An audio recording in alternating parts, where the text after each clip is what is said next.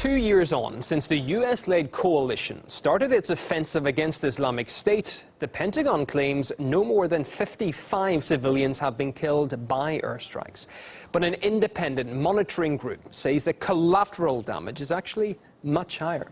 The non-governmental organization called Air Wars has counted more than 1,500 civilian deaths as a result of the Western coalition's bombing runs in Iraq and Syria. The group says its figures are cross-referenced against reports from the media and indeed local monitors too. Now, human rights watchdog Amnesty International says that in the past 2 months alone, the US-led coalition has reportedly killed more than 100 civilians in Syria. My colleague Neil Harvey asked an Amnesty researcher on Syria if Air Wars figures could be confirmed.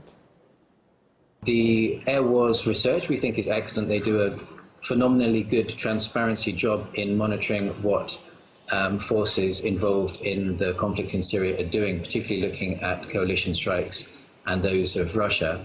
And we've looked in detail at many of the incidents which they have covered, and we would say that it's very credible what they are saying, that there's in the region of 1,500 civilian deaths in Syria and Iraq. I just wanted to expand on what the Pentagon has said recently. They said that they've been approving airstrikes that actually risk a great number of civilian casualties as they try to destroy Islamic State.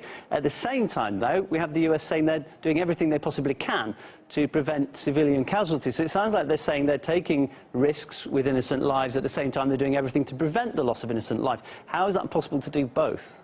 What we understand that the US-led coalition is trying to do is to take out Islamic State targets in particular, and it recognises that at times civilian lives will be lost. Context of the siege, effectively, of Manbij, which Islamic State holds, that we have witnessed a higher level of civilian casualties, and that there has been twice as many, almost twice as many civilians killed proportionately to combatants killed, which indicates a slight loosening, perhaps, of the guidelines which the US authorities are putting in place there.